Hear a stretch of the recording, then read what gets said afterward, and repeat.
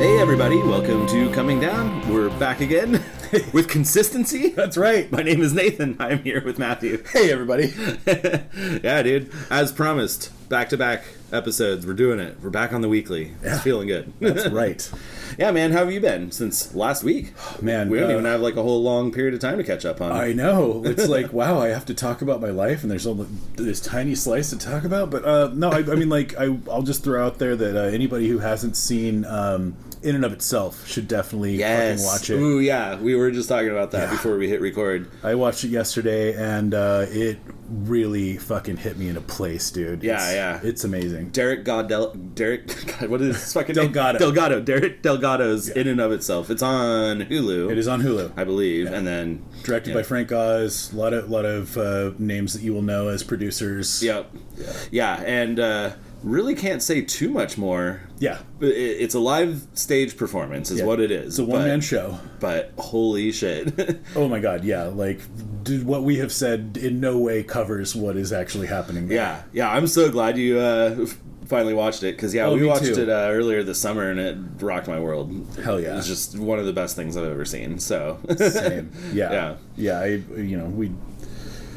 That's it. Just go watch that. Hell yeah. Yeah, man. And we had a little Halloween shindig, which was cool. It was fucking excellent. We got everyone to dress up as Loki variants of whatever you want to be. Just whatever you want to be, but you throw some Loki horns on. So I was low-key Loki. Yeah. Just kind of a generic Portland variant. Right? Yeah.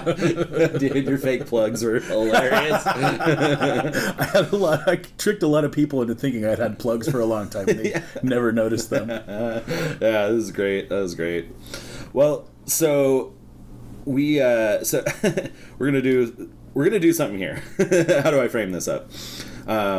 I guess before I get into it, let's do the housekeeping stuff. Housekeep it up, dude. As always, tweet at us at comingdownpod. Email us comingdownpod@gmail.com.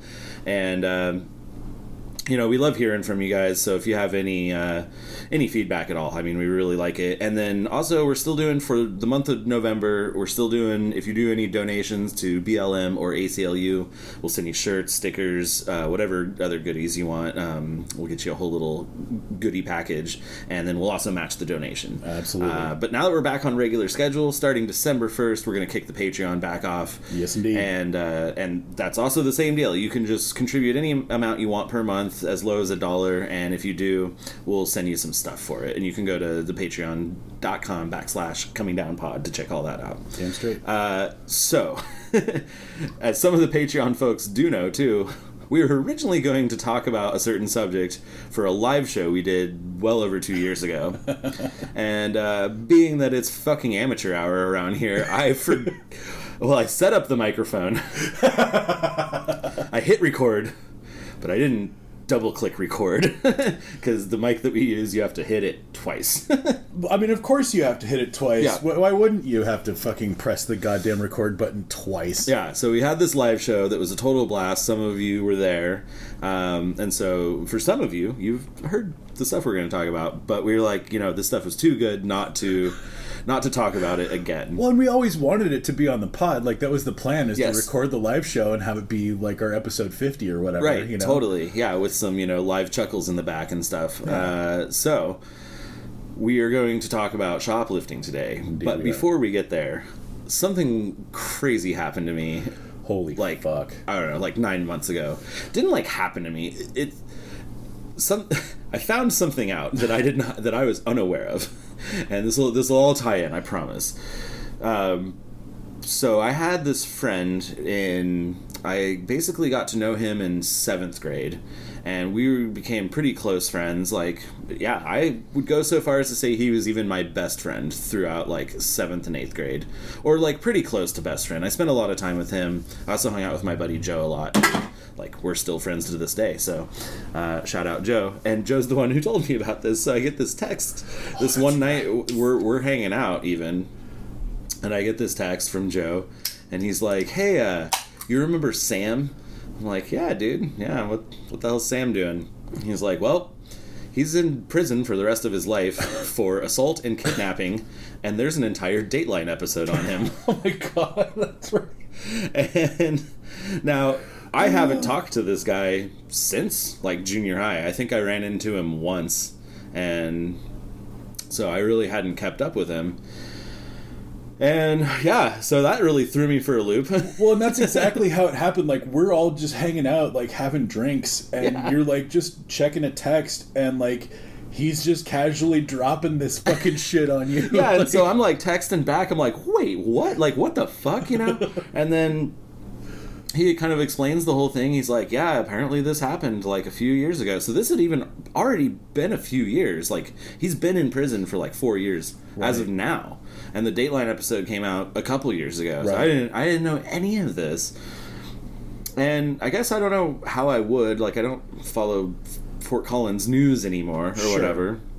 And I don't watch Dateline, for damn sure. Right. That sensationalized crap is awful. And he hadn't really been, like, tight with any of your friends for a while. Oh, no. None of my friends... So we'll get to it in a little bit, but none of my friends liked him. So, like, my friendship with him was sort of something we did on the side, and none of my friends... Like, they did hang out with him, and we used to go and play football in the park, and he would come down for that, and it was fine or whatever, but none of them really liked him that much. Nobody really liked him except me. My mom fucking hated him. She tried to keep me away from him. And actually, you know... That's always a great sign. And yeah, and once again, you know, shout out, Mom, for... you were correct. Yeah. And, her creep radar was functioning. Oh, yeah, super correct. And, you know, and I apologize that you feel like you didn't... you know, protect me enough, because, like, it was fine. He never, like, did anything to me. He wasn't that person when I knew him in 8th grade. Fair. But I will tell you the kind of person he was. Here are a couple little things about Sam. And he got me into trouble, and this is the large reason why I stopped hanging out with him. Because he was just a troublemaker a little bit, and so... Yeah, smoked weed with him for the first time, but that was all cool. You know, that was fine. Like, I wanted to smoke weed, and he provided that, you know, experience for me, and that was fine. But yeah, he got me to smoke my first cigarette. Like, he taught me how to shoplift, which we'll get into that in a second. And then he, like, in 8th grade, he got expelled for bringing a knife to school. And that should have been a red flag. But the funny thing is, like, he just was into shit like that. And I mean... 8th grade boys are into shit like that. Yeah, so man. It's hard to say how red flaggy it really was. And the knife he brought was, you know, back in the day, back in the 90s, you could just order shit out of the back of a magazine. Oh, yeah. And so he mailed away for this Klingon replica knife. It was like this. It was this giant knife, you know, like a 9-inch blade or whatever. Was it Butlef or whatever? So, yeah, it was. Yeah, and then it had like a little button and 2 little tiny blades, like popped out the side or whatever. And I mean, it was badass. Like, definitely, we all thought it was really cool. But he brought it to school, and I have no idea why he did that. Fucking bonehead move. Well, he brought it to school and started like showing everyone too. Well, of course, that's why you bring it to school. Yeah, and right, and then so word got around that Sam had a knife at school, and then next thing I know, I get pulled out of class, and like a teacher is like, "Hey, like we hear Sam has a knife. Like, what do you know about that?" And I, at this point, was just like, not really willing to stick up for him, so I just like caved pretty immediately and narked him out. and I didn't want to get in trouble for his like bonehead move. I was just like, well, they already knew he had a knife, and they already knew he had a knife. So like and if you lie, you're just gonna get in trouble once they search his shit. Yeah, so my testimony really didn't matter. So I was just like, yeah, dude, he's got a knife. They probably already talked to 4 other kids who also like confirmed he had the knife. Right. So he straight up got expelled for the rest of the school year, and that's kind of when our friendship ended. Because, like, he went down a hard path after that. Because he started hanging around with the other, like, regularly suspended and expelled kids in the neighborhood. They all wanted to start doing, like, harder drugs. They were all, like, really violent kids, too. Like, I remember I went over to this house once, and they were all smoking weed. And I opted not to smoke weed because everyone was getting, like... aggro, and he had like told me this story, and then I sort of just left. I was like, I don't want to be high around these people. And then he told me a story about how like some sort of fight did break out at this house like after I left, and like some dude hit some other dude with a baseball bat, and I was just like, okay. And that was like pretty much the end. That's brutal. And he started rolling around with this crowd, and I kind of stopped like hitting him up. And he kind of stopped hitting me up too, because he wanted to just go and make trouble with this like really rough and tumble crowd. And I was like, nah, man, I ain't that dude. Like, I'm down to smoke some weed and some cigarettes and shit. Right. Maybe shoplift, but like, I don't know, man. I'm not trying to fucking get in fights and like, I don't know, do the shit that they were doing. No, I knew some rowdy stoners too who were like, they'd get aggro when they smoked, and I'm just like, well, yeah, how is that your reaction? You know? And they'd like smoke weed and just like blast Pantera and shit, and I'm just like, ugh, okay. You know, and like, and talk shit on each other, and then like, it was weird. So it's not my scene either. But a couple other things that Sam did. So like, again, this is probably all pretty red flaggy, but like his dad was into guns, and so it was with him and his dad was like the first time I ever went out shooting guns, and like that was all fun. And his dad's really cool, like, I don't know, at least from what I remember. But one day Sam, and he, you know, he was a total latchkey kid, and so parents were never around, and so like, so he like made these little bombs basically out of film canisters. He had emptied out shotgun shells and poured shotgun shells in, and then stuck a fuse in them and made these little bombs. And we lived kind of out in the outskirts of town, and so we were out by these train tracks where there's kind of nothing around. So we were out there like lighting them off, and he lit one off. And the fuse just went way faster than he expected it to, because he's running away from it. You know, I'm already a good distance away, but he's running away from it. This thing explodes, and he gets like a piece of shotgun pellet in his leg. But he didn't want to tell his dad that he was emptying shotgun pellets out and making little bombs, so he like went home and pulled it out with pliers by himself. Oh my god! Yeah, I mean, he was kind of a nutcase. There's this, dude, all of this is sounding like so clear as to like how things are gonna go. He also always wore like army fatigues and combat boots, because he was like really fascinated with like World War II and like war and stuff. Oh boy. Yeah, so like, but again, like, teenage boys can be fascinated with that stuff, and it doesn't always lead to having a Dateline episode. No, I mean, dude, like, when I was in middle school, I put together a bunch of fucking, you know, fighter jet models and shit, you know, but like, and I wasn't torturing animals, you know? And he never did either. Like, he was never into that, and if he was, we wouldn't have been friends. And I mean, maybe he did it when I wasn't around, but like, we wouldn't have been friends for sure, because that was certainly a line that I would have drawn.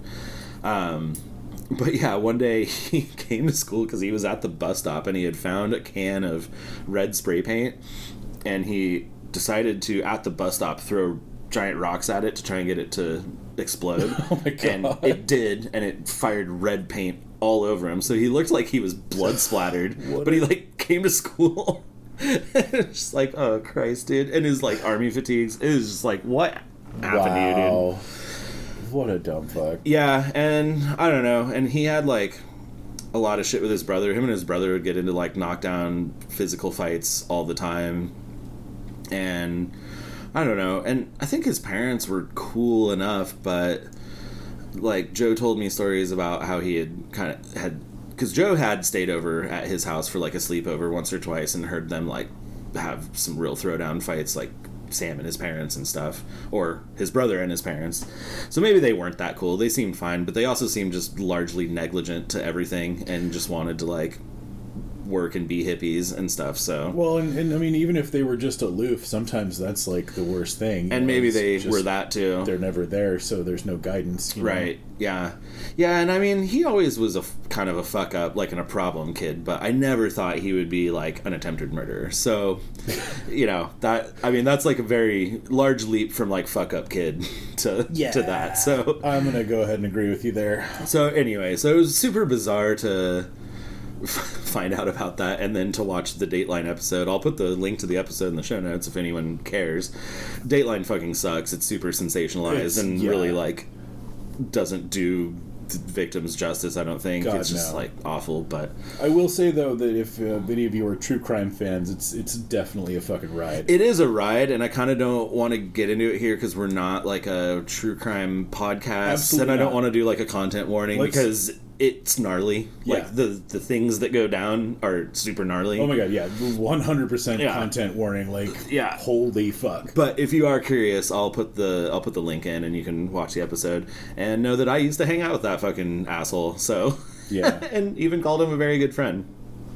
But wow, is he a piece of shit. Oh, yeah, huge piece of shit. And fuck him, and he's in jail for the rest of his life, which is good, so... I mean, that's honestly the best thing that he could possibly hope for after what he fucking pulled. So. Yeah, for real. But, yeah. So, in the midst of all of this, though, he did get into shoplifting and showed me his tricks, and I was okay at it, and, I mean, like, in Fort Collins, all it is big box stores everywhere, as far as the eye can see. Just franchised big box stores. There's no little like mom and pop anything. So we would go. There's a store called Shopco back in the day. Oh, we had a Shopco in Bend. Yeah. And of course we did. I think they're completely gone now. So we had a Shopco and we had a mall. The mall wasn't even the best place because they also had like independent mall security on top of like the stores who would look out for you. So that really wasn't even the best place to hit. It was kind of like hit the Shopco or the Target had pretty good security, like they were a little tighter. Walmart you could hit, and all of these were within like biking distance of our house, and just kind of a row of them, plus other like department stores if you wanted to hit them. Like if you were looking for something specific, like you could go get a book from Barnes and Noble, or you could go get a fucking... God, yeah, it was ridiculous, dude. Fucking suburban life, boy. You know? Fucking A, man. All those, like, box stores and outlets and shit. Like, yep, totally. Easy Yeah, peasy. that's all it was. So, yeah, and so I did steal a handful of things, and I had sort of gotten into it because Shopco was the place to hit, and it was actually pretty easy to steal CDs, and we had gone... Oh, okay. And started stealing some CDs, and pretty much you just they weren't in those like plastic cases, those like extra security layer. They were just kind of all out, and they had the little magnet strip on the back, but you could just sort of rip those off. And then just waste the CDs. Yeah, you know, like, those plastic cages were the biggest deterrent because, like, you know, you'd stick a CD in any pocket basically, and like, not a big deal, you know. Yeah, totally. And so we were grabbing CDs, and we didn't even do that many runs. I don't think, like a handful. My thing that I really liked to steal was comic book trading cards, like little packs of cards. Yes. And like, holy shit, did I steal a lot of those? Stealing booster packs is a common early nerd shoplifting spree. You know? Yeah, totally. So I just have a couple little... I have one anecdote and then kind of like the story of how I got caught, but there's this one day that this dude, Ben, it was his birthday. We weren't really friends with him, but like sort of, kind of. But he was like, it's my birthday, like 15th birthday or something like that. And he was like, I really want to drink alcohol. And we were like, oh yeah? Like none of us did. We all still hadn't really wanted to drink alcohol. I think we'd all tried weed at this point, but we just were like, nah, fuck alcohol. That seems like too much effort right now. I love this progression because it was the same in my town. Like, you know, weed, it was like what everybody did, and then maybe they tried alcohol, but like, well, weed just seemed easier to pull off. It's like, I feel like I can... Well, kids at school had weed. Yeah, and I feel like I can get high. An adult to get alcohol, you know? Yeah, I feel like I can get high, and then like, even if I have to go home a little still high, I can talk to my folks, you know, and like kind of get through it. Like, I just didn't think I could pull off being drunk and like doing anything. So exactly. I'm like, nah, man, I'm going to do the shit that, like, I feel like I can actually get away with. Right. But he wanted to drink, and so, God, boy, my mom's going to have a field day with this episode. Like, so many things she probably doesn't know about. So I filled up, like, a water bottle with a bunch of blackberry brandy from her cabinet, because that's what she drank, was blackberry brandy. That's classy. Yeah, totally. But super sweet and, like, not great to get strictly drunk on. Oh, no kidding. Yeah. And so I don't even know how much I brought. A lot, I think. And so we all go and meet outside of the Shopco, and there's a little bit of a, like, kind of a natural area, because this end of town still... There's just, like, these pockets of undeveloped, like, little fields or little groves of trees and stuff, like, all over the place. So that's how Ben was, too. So that's where we all met up. We all knew we were going to meet up that day. Ben was going to get drunk. We were going to laugh at him. And, like, that was going to be that. And so we get there, and I give him the blackberry brandy, and I was like, drink as much as you want, man. I don't even want to bring any home. Honestly, like, if you just drank it all. Oh, God. And if it was sweet brandy, like... Oh, it was. It was. He got after it. And he did. And he got... incredibly drunk, and then we all decided to go and shoplift, And killer plan. Oh, dude, it was the best plan. And so we walked in there, and we kind of split off because it's already hitting him at this point, and so he's starting to be a little loud and a little stumbly, and so like I split off because I was like, I don't want to be next to this guy. Like, well, and furthermore, if you do split off and go do your thing while he's creating a diversion, like, yep. And I kind of thought about that too. And sure enough, yeah, he started like knocking displays over. Like it hit him hard in the store. When I said creating a diversion, I didn't mean like in the movies. Oh no, it was like he like knocked a TV off a shelf and shit, and like what a punk. Yeah, and it was like screaming and yelling about how drunk he was and fucking what? Yeah. I mean, he just couldn't handle it at all. Jeez. And so I, like, peeled off. I think I opted not to steal anything that day because I was like, nope, this ain't the day, dude. And, like, I think I ran kind of back over and, like, talked to John and was like, we've got to get him out of the store. And John's like, yeah, we do. Yeah. And so we just sort of, like, dragged his ass out by his collar. Yeah, totally. And then we just, like, took him back to that grove of trees and watched him fucking roll around and laugh, and then, I don't know, and then, like, we all had to go. Well, right. And it was like, yeah, dude, we all gotta go, get home for dinner. I hope you're gonna... I literally have no idea how that guy got home that night. He might have stumbled to the mall and, like, called his parents or something. I really don't know. Holy shit. Yeah. But, like, felt a little bad, but also it was like, dude, I don't know, man. I don't know anything about this. I mean, like... That's the thing, like, when you're that age, nobody knows how much to drink, and it's not like you were fucking telling them how much to drink. Like, well, and you don't understand how it takes a second to metabolize and, like, pace yourself a little bit and see how it goes. He just sort of, like, slammed the whole thing and then just got fucking wrecked. Yeah. A water bottle full of fucking sweet blackberry vodka. Blackberry brandy. Yeah, dude. Oh! Yeah, I'm sure he, like... Hammered. Puked a lot that night. In fact, I think I remember him saying that he did. And that'll do it. Yeah.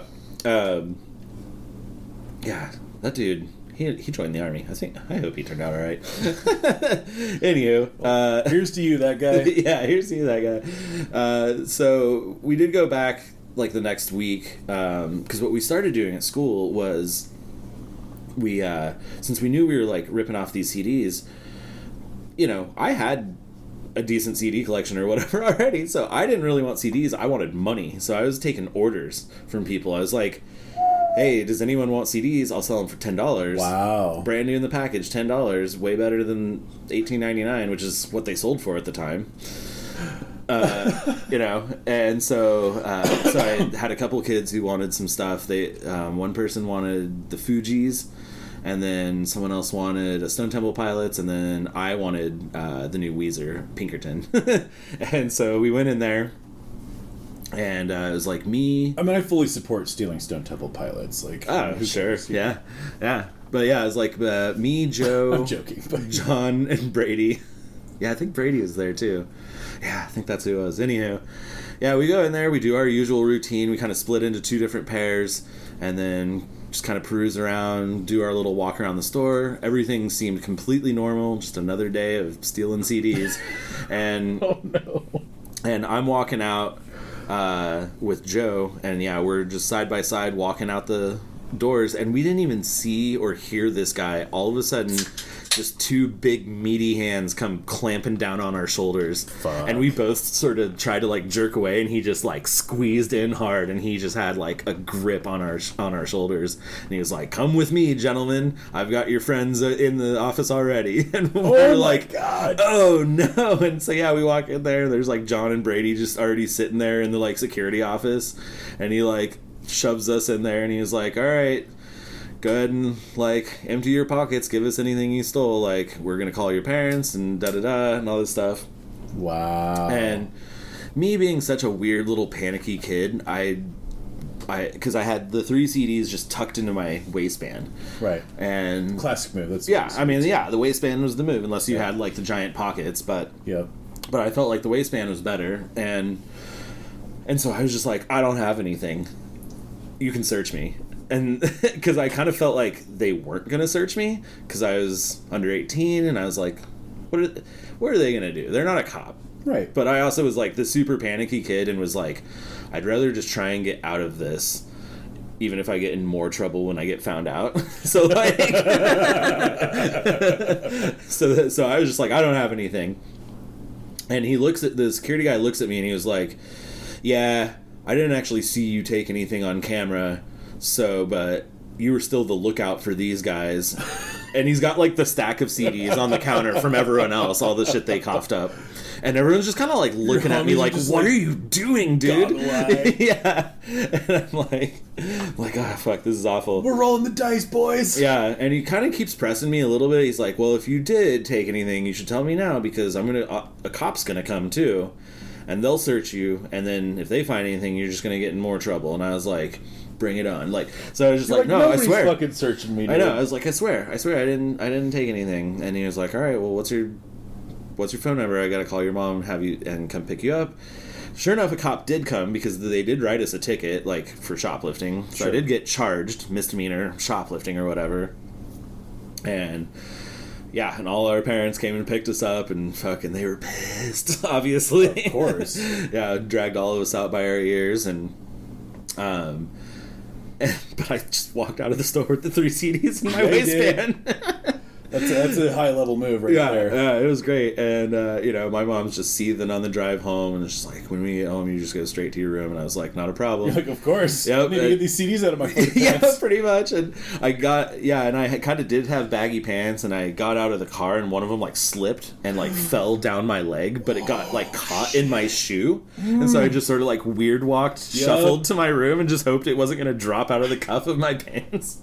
Yeah, and then just got in there. Pulled it off? I did. I got all 3 CDs. I still own that Pinkerton to this day. That's some gangster shit. Yeah. Do you remember which CD slid down your leg? I don't. I do not. It's academic anyway. Yeah. But, and then, got to my room, like, pulled out all the CDs and, like, hid them in fucking dirty laundry or whatever. And was like, okay, well, this is fucking wild. And then that didn't even teach me. Like, I still stole fucking trading cards after that. Was that all that it was? Was a slap on the wrist? Or did you guys have to do some, like... Oh, dude. Okay, there is a whole epilogue to this part of the story, too. Yeah, so my dad fucking freaked out about it, and he was like, this shit's gonna be on your record, like, we gotta call a lawyer, like, you're never gonna... He, like... That is I guess completely wrong. Thought I wasn't gonna, like, get into Harvard or something. Your dad's insane. He is insane, and... that story's still coming someday, but yeah, he was convinced that this misdemeanor charge... a cursory internet search would have disabused him of that notion. Well, yeah, I'm not sure if he even had the internet at this point. This would have been in like 97 or something. Yeah, here I am using fucking modern day Google rules on... Yeah, exactly. Analog past. Yeah, if some site had that information on our AOL dial-up... No, I mean, like, everyone believed in fake bullshit back then. Right, and I mean, he was just convinced it was going to, like, ruin my life. So he's like, we got to get a lawyer, we got to get it expunged from your record, blah, blah, blah, all this shit. It's like, all right, man, like, go ahead, like, I'll fucking work off the money for the lawyer and all this stuff. I think that's the other thing, too, is he wanted to teach me a lesson to pay a bunch of money or whatever. What the fuck? So I end up getting this lawyer. The lawyer talks to the judge. The judge agrees that I don't have to do any community service, and that they'll expunge it from my record if I take a day-long shoplifting class. So literally what they would have done anyway? Literally what they would have done anyway. Yeah, but you had to pay a lawyer for it. Well, all my friends did end up having to do community service. I think they all had to do, like... Well, I mean, generally speaking, 10 you have to hours. do community service and the diversion class, but it always gets expunged from your fucking record. Yeah, totally. So, like, Unless you're a repeat offender. It all would have worked out or whatever. And, like, it doesn't even matter because your record gets cleared when you're 18. Yeah, so and no one cares about misdemeanors anyway. You paid a lawyer to not have to do community service. Yeah, basically. Which was kind of tight. All my friends were super jealous of that, but... They're like, not only did you get away with the CDs, but you fucking didn't have to do community service. You're the fucking kingpin. Like, you stole the shit and you didn't have to fucking pay for the crime. Like, oh.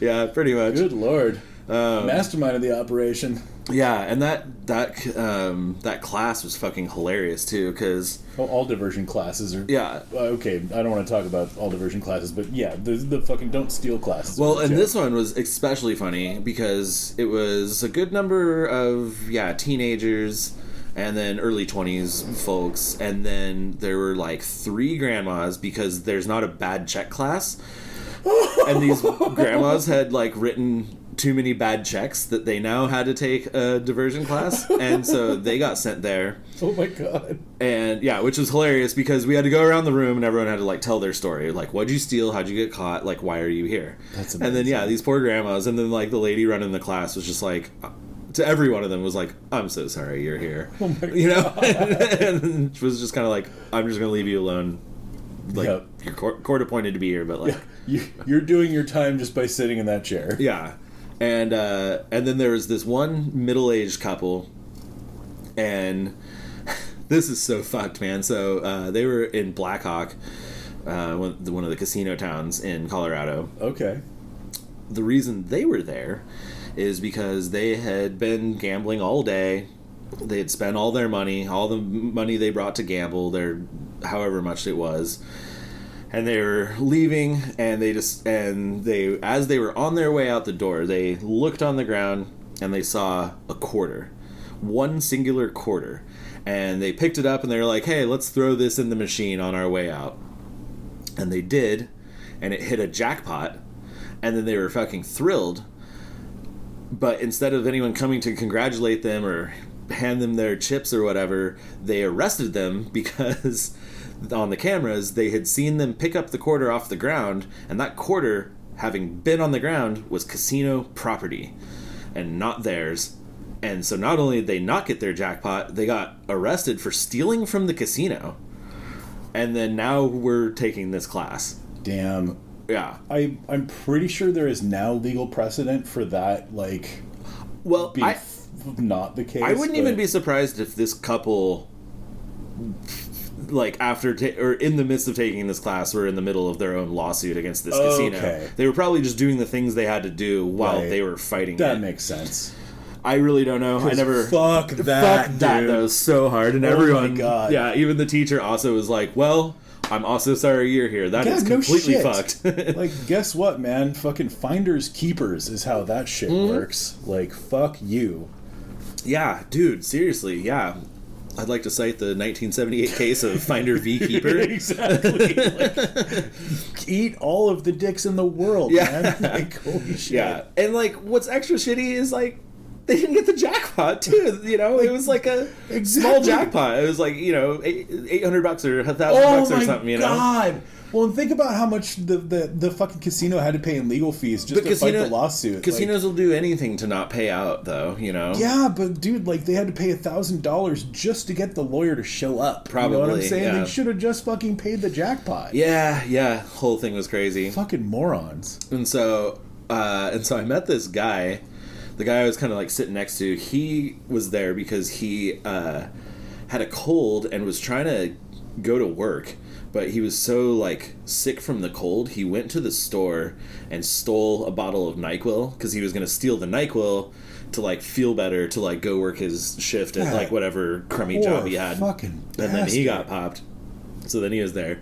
And he was, like, super salty about the whole thing, too. That's, like, the saddest fucking thing I've ever heard. Yeah, that room was full of sad stories. That's, like, just the capitalist fucking machine crushing a man, you know? Yeah. Like, yeah, and he was hilarious, and so since we sat next to each other, like, during all our breaks, I, like, talked with him, and he was just really funny. At one point, like, yeah, we took our, like, midday lunch break, and he was like, hey, man, what if I just call up a couple hot girls and we just go back to my apartment, dude?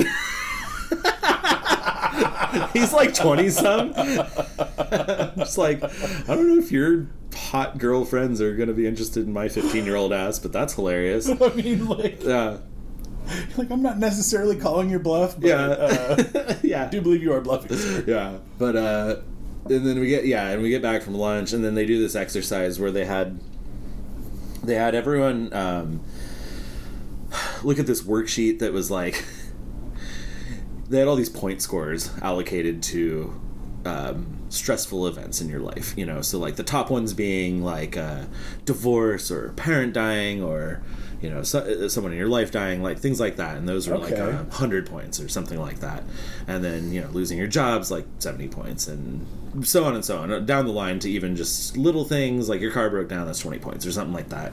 And they wanted you to kind of go through, review the last month of your life, and make a check mark for every one of these events that happened. And it was kind of just to like show you that like maybe stress is what drove you to like do these things. Okay, that's interesting. I was like, where's this going? But And like, that's and then they put up a big like meter on the chalkboard, and they were like, we just want you to walk up and put a mark where your total was, your score total was. And and most people were kind of in this range, it was like in this we'll say it was like 300 range or whatever. Sure. We all had some stressful things in our lives, but kind of moderately stressed.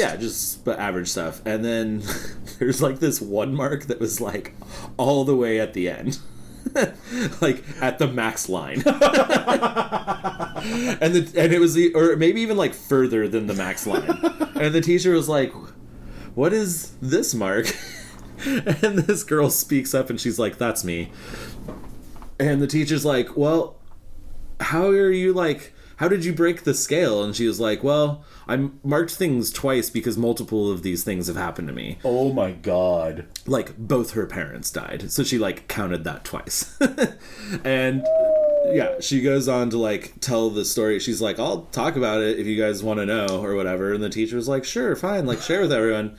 She's like, so, like, both my parents died, which was rough. And then, like, 2 days later, I lost my job. And then a day later, I walked in and my husband's, like, fucking my friend. Oh my God. And then she, like, got in a fight with her husband, like a physical fight, and then got in some trouble for that. And then basically went full mental breakdown, and I guess just walked into a Target, grabbed a TV, walked it back out to her car, walked back into the Target, grabbed another TV, walked out, put it in her car. The third TV, they decided to try and stop her, and then she threw the TV at one of the fucking security guards, and then they gave her an assault charge for that too. So that's why she was there. I mean, like, if there was ever a more clear-cut cry for help, I don't know what it was. Yeah, totally. Holy and shit. So, and the teacher's just like mortified and was like, like, you need so much more than to be here right now. Right? Like, fuck. God, and that teacher's probably like a volunteer or just like very low paid fucking. Oh, this teacher was, and the whole class, I mean, it was already this misfit class anyway, but between the grandmas, the couple from the casino, and then this poor girl. Oh my God. It was just like, holy fuck. Like, teacher's like, you know what? Like, all of you, just get the fuck out of here. I'm gonna just sign all your papers. Like, yeah, pretty much. And I think, I almost want to say the teacher did just sign that girl's papers and was like, you're done. Like, you don't even need to do any more classes or anything. Like, go get real therapy. This is a good human what you being need. right there. Like, so, fucking, do you need a hug? Like, holy shit. But anyway, that's all that happened to me from the stealing of the CDs. I did still steal some booster packs every now and again, and my mom caught me stealing them once. Oh, shit. And she was real pissed off about that. And that was kind of when I stopped. I was like, all right, man, I've gotten caught twice. Like, I guess I'm bad at this. Yeah. Damn, dude. Yeah. So that was kind of my short-lived shoplifting career. Well, it's a good thing that you learned your lesson, Like, I mean, it's not worth it at the end of the day. I think, like, every teenager probably, like, steals something at some point, right? 100% of the hosts of this show fucking stole shit. Yeah, totally. Wait, okay, so that's me. So tell me yours. My story is certainly not glorious and well, they never are. purely embarrassing, but there's definitely some weird-ass moments. So, like, I don't remember exactly when or why I started jacking stuff, but, like, I knew other kids who had, like, told me that it was really easy to, like, steal fucking stickers from, like, this swimwear shop that was downtown, and, like...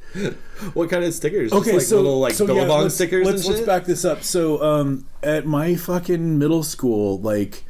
It was super cool to put, like, Quicksilver and Varney and, like, all the other, like, fucking trendy swimwear company stickers on your binder. And so all the fucking rich kids had like big ass Local Motion and fucking Quicksilver stickers on their binders. And so like, and the thing was is those stickers cost like, you know, the ones that were like 3 inches or more were like $10. You know, it was like, that's hilarious. A fucking ripoff for those stickers. Yeah.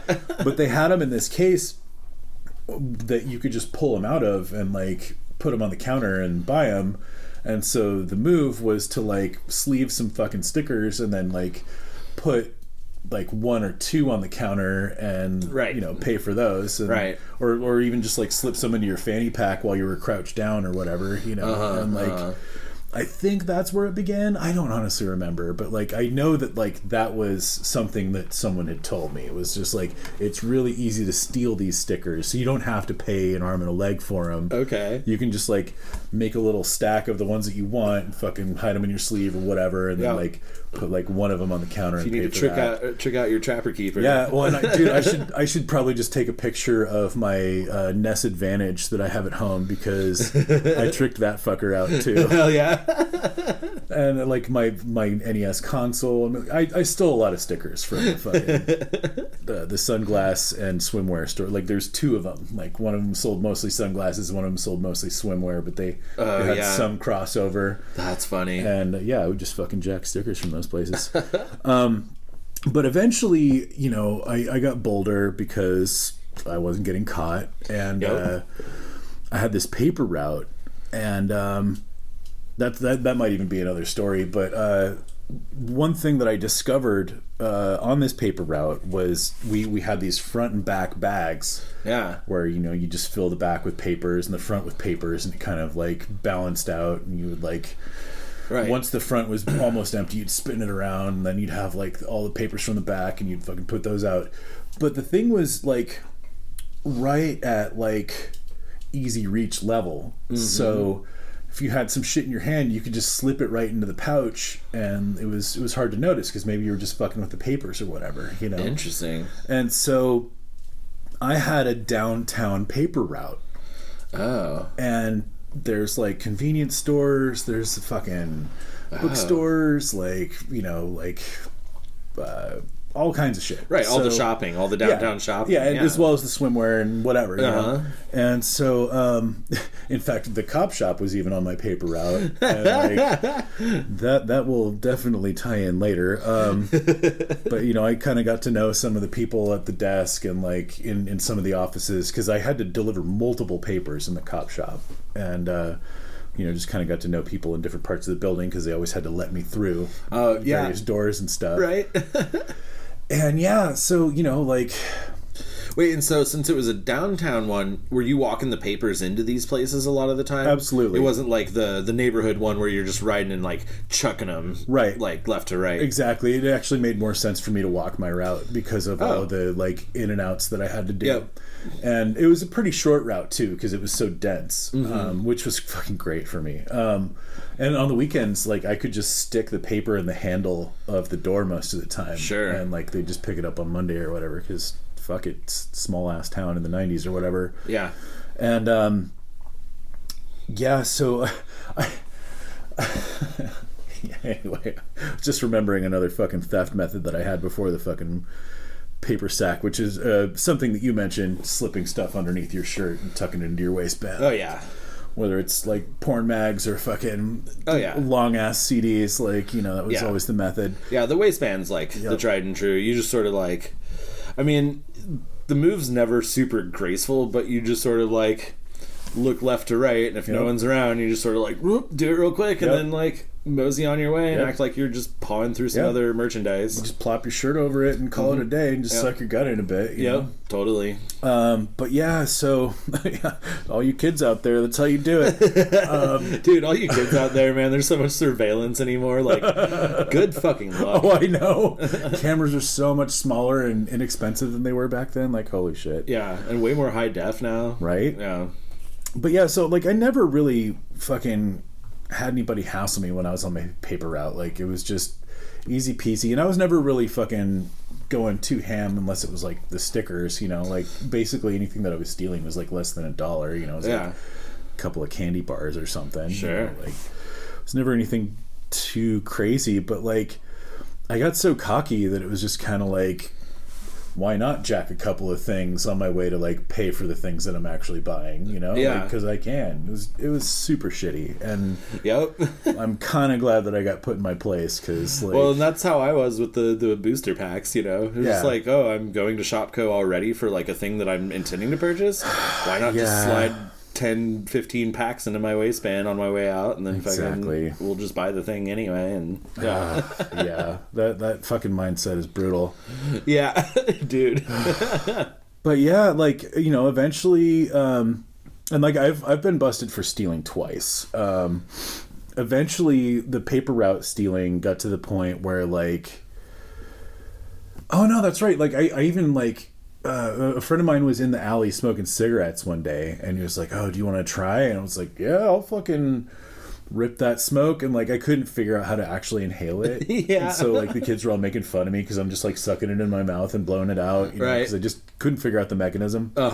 And so in order to teach myself how to smoke properly so they wouldn't make fun of me, I jacked a pack of smokes when I was standing in line with my mom at the supermarket. Because back then, they just had a fucking big thing, like a smokes kiosk that you could spin around with like different packs of smokes on each side. Yeah. That you could just pull them out and like put them on the belt or whatever. I do sort of remember that, and it was sort of, certain stores did that and certain ones didn't. Some still had everything behind the counter and the clerk had to grab them for you. Well, later everything went behind the counter at this store. Probably you know, not much longer than at this point. Yeah, exactly. Yeah.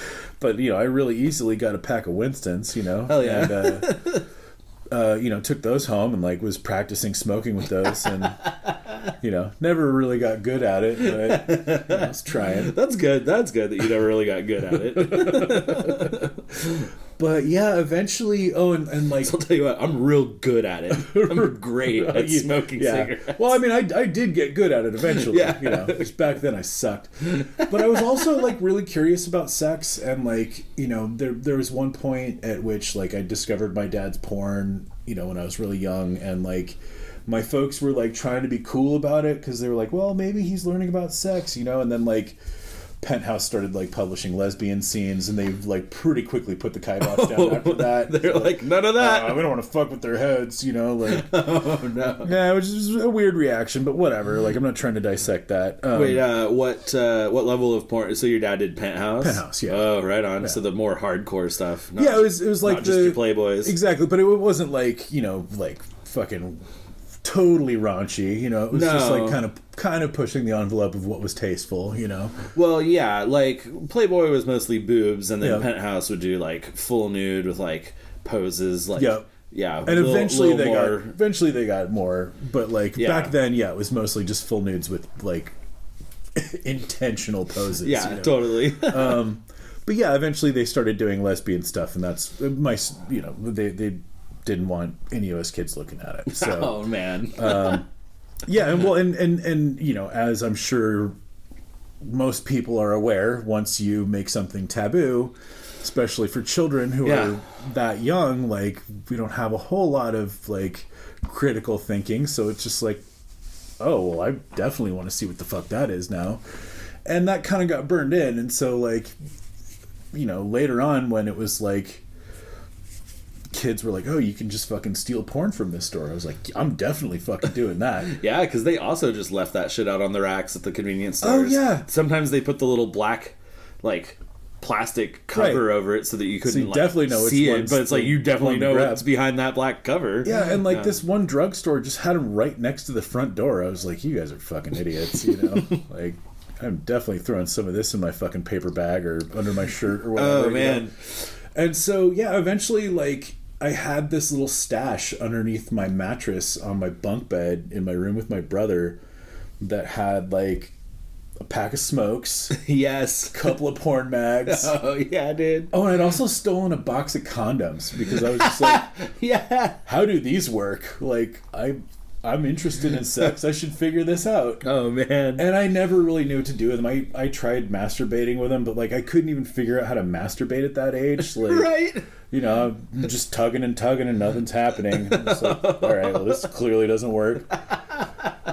But I still just had this box of condoms and like a pack of smokes and a bunch of porn under my mattress. Just like the most like movie quality fucking teenage boy stash. Yeah, but I'm in 5th grade. Oh, geez. Yeah. Oh, wow. So not even quite teenage boy. You're like no 10? I'm 10. Yeah. Maybe even 9, depending on when in the 5th grade this happened. Whoa. But like, your friends were smoking cigs at 9? well, 9 so and 10? I was young for my grade. So like my Okay. friend who was smoking cigs was either 10 or 11. I'm not sure, but like. Okay, yeah. But yeah. even still, that's like pretty early. I mean, Oh yeah, well I mean, it is and it isn't. I guess he had teenage siblings, so like you know, Right. he was trying to be a teenager when he was 10, Right, and right. like the rest of us thought he was so fucking cool. So like we're Yep. trying to like it's all emulate him. trickle down fucking. Exactly. Yeah. And so you know, I'm like king shit, just fucking riding high on my fucking shoplifting empire, and then my youngest sister is in my room like playing on my Nintendo or some shit, and just decides to go digging around underneath my mattress and fucking Whoa. totally Okay. blows Just up my unprompted? spot. Yeah, was just in my room and decided to go snooping and fucking showed it all to my mom. No, really? She told my mom Matthew has cigars under his bed. No. Yeah, and like, yeah, it was a big deal. And, Yeah. That's a crazy stash to have at that age. well, yeah, they were seriously concerned, especially by the condoms. Like, Yeah, that You is know, concerning. like porn, okay. Okay. Smokes, ooh, that's a big deal. That's not great. Condoms, wait, what the fuck? What are you getting into, kid? Exactly. And like, that was the hardest thing for me to explain because they were just like not believing a word that I said. You know, I'm just like, Yeah. I don't know. I just didn't, I don't know how they work. Like, I thought maybe they felt good. I'm so embarrassed. Like, fuck you. Like, Yeah, it's a thing for adults. I Yeah. wanted to like be an adult. Exactly. So, fuck, man. and so then they're like, okay, well, your punishment is that you have to go back to all of the stores that you stole stuff from. Oh, and I also had a bunch of like candy wrappers and candy under there because that was mostly what I was stealing was candy. Sure. Fucking Jesus! Like, I'm just now realizing. Like what this says about me, that I just wanted to steal candy all the time. But anyway, yeah, I like so like, you know, I had to go back to the convenience store and like tell them that I stole a bunch of candy, and also tell the guy that I fucking stole condoms. Yeah. And like my folks are just like being total dicks about it, and like he's just like, hold on, I want to talk to him. Like, son, do you need these? And that was the like. Seriously, the most mortified that I was during the whole process was here's this man who's like got maybe 10 years on my parents at this point, who's just trying to be a good guy, who's like, man, are you just trying to be safe? Is your 10-year-old ass just fucking your brains out right now? Because like, I want you to have these if that's what's going on. Yeah, right? Like, I'm paraphrasing, but this is the message this man was trying to convey, you know? And I'm just like, dude, no, I'm just a pervert. Like, fuck. I don't know. I'm just a pervert in training. Like, I'm just trying to be weird and kinky in my own way. Like, I don't know. Fuck. And like, he was refusing to take my money at first. Just like, no, like whatever, like he's a good boy, like he, you know, so what if he took some candy bars, like, right, what if he needs these, right? My folks are getting mad at him. Oh, just like, yeah, you know, you take his money, he needs to learn a lesson. It's just like, and I'm just like, will someone just kill me now? Like, I'm done with this fucking bullshit life. Like tying a noose out of condoms, just like, okay, like, can I just choke myself with these fucking candy wrappers that you made me bring? Like, fuck me. Ugh. Dude. Yeah. I mean, like, the indifference that the guy at the drugstore had about the porn mags was just, like, commendable. He's just like, well... Like, who hasn't stolen a porno I'm mag? right next to the door. Like, yeah, he's like, that's on me, if anything. Honestly, like, I'm gonna have to move that rack. he even called me on it a couple of times, just like, can I help you with something? And I'm just like, no, I'm just stealing your porn, bye. Oh, like, he knew you were doing it. Yeah, exactly. Holy shit. So yeah, I mean that's basically. I mean I've left a couple of details out just to protect the innocent, but like you know, that was basically my first like run in with fucking consequences for shoplifting. Yeah. And I pretty much chilled out after that until, got into high school and was like... Until you actually did become a teenage boy. Yeah. And then that's when it usually hits. Well, and then fucking music was expensive, man. Like... Yeah. I didn't care about fucking Varney and Quicksilver stickers anymore because I was into fucking metal and fucking techno and fucking crazy-ass weird shit, Yeah. And, like, I certainly wasn't going to pay fucking, $20 for a CD at these fucking music stores, Like, yeah. give me a fucking break. And Columbia and BMG didn't have half the shit that I wanted to listen to. So. Dude, so quick segue on Columbia and BMG. Oh yeah, we should probably like do a little fucking breakdown here, right? Were you a fucking hustler for that shit? Because I homie, was hardcore for that you shit, dude. You had to be. Yep. Like, otherwise you'd just end up like fucking losing out. And, so, like, for the listener at home, and for anyone who's not our age, you would get these magazine ads in the 90s, and what it would always, and it was scam-ish, but if you read the fine print and you knew what you were doing, it wasn't like that bad. Right. And like, the fine print was shitty. The fine print was shitty, but if you knew it, then you would follow the order of operations, and you could really fucking do pretty well. And what the deal was is, it was Columbia House and then BMG Music Company, and you would find these ads in a magazine, and it'd be like a couple pages of like all these titles, all these CD titles, and they had little checkboxes next to them. And what you would do, and it had a little like punch out card, like stamps and or shit. like a little tear out card. And what you would do is you would sign up. The deal was, it was like you got like 12 CDs for a penny or something. Yep. But then the deal is over the course of the next year, you had to buy like 3 or 4 CDs at regular price, at like the full inflated markup of like $19.99 or whatever it was. The other fine print was that they would send you the featured one every single month, and if you didn't send it back, then they would charge you for it. Yep. But what you could do is, if you didn't want the featured one, you just write return to sender on the box, and you just drop it back, and then it just goes straight back to them. You didn't even have to pay for the postage to get it back. Yep. And then, you would have to order, a few CDs, right? Yep. But once you fulfilled that contract, then you could cancel and then sign up again, because this was before the age of like really monitoring that shit. Like, and then the other thing is once you were already a member, and they'd send you the full catalog, so that they'd mail you out this big lengthy catalog that had their full warehouse of titles. Right, because you couldn't get a bunch of good shit for the free stuff, but like... Not usually. But if you wanted to pay full price, they had a pretty decent back catalog. But my move was hustling it, because they also had... You would get 4 free CDs every time you signed someone up. And so I'm like signing up my mom and my grandma and my uncle and all her friends, and annoying everyone that my mom knows to the bitter end about like signing them up for the fucking CD club. And I'm doing a really good job of explaining, like, here's how you have to do it. You get your 12 free ones. You fucking return to sender the ones you don't want. Just purchase out the ones you do want, and then you've effectively gotten like 15 CDs for $60 or whatever it is. However it broke down, So I like had the whole pitch, and and I got like tons of people to sign up, and so then I'm getting the 4 bonus CDs for getting other people to sign up. And then I'm canceling out, and then I'm fucking re-signing up, and then getting other people to re-sign up. So I had like a lit fucking collection at one point, and I never... I think maybe I fucked it up once or twice where I did have to pay out. Like, I didn't return the one in time, or forgot about it, or something like that, and had to, like, end up paying for them and stuff. But yeah, it was a hell of a fucking hustle if you worked it, and I did. I never got that deep on the pyramid scheme, but I definitely re-signed up for a bunch of things. And like, I did science fiction book club. Like, and there were a number of these that did that. Yeah, it wasn't just the CDs. There were book ones, and there were, I think, movie ones too. Oh yeah, there's definitely movie ones, and this is like way before Netflix, but like it was VHS tapes. Yeah, it was fucking maybe Laserdiscs. Yeah, I don't remember, God, but yeah, I was definitely not getting Laserdiscs, but yeah, like I get like 10 free fucking tapes or whatever.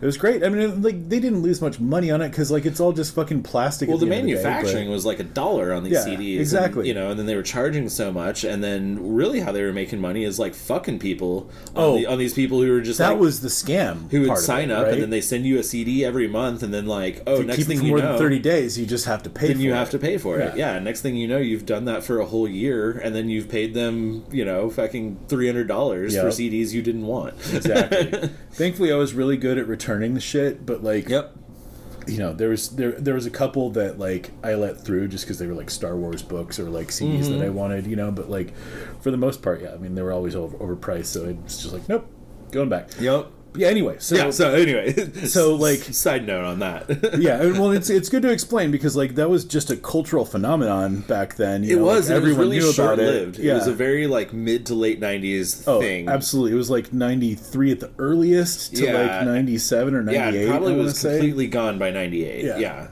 So it was a flash in the pan, but just because CDs were so cheap and like cheap to make, but. And then these places just had like warehouses of them, and they were just figuring out. And it was kind of the early days of subscription model shit, like which is what we see now, where everything's a subscription model. Like, why buy razors when you could just get a razor every month? Holy fuck, for fucking whatever. Or why buy underwear when you could just get underwear every month for the next year? Like, okay, I didn't need to subscribe to underwear, but here I am. No kidding. Everything's a fucking service at this point. A service or subscription. Right.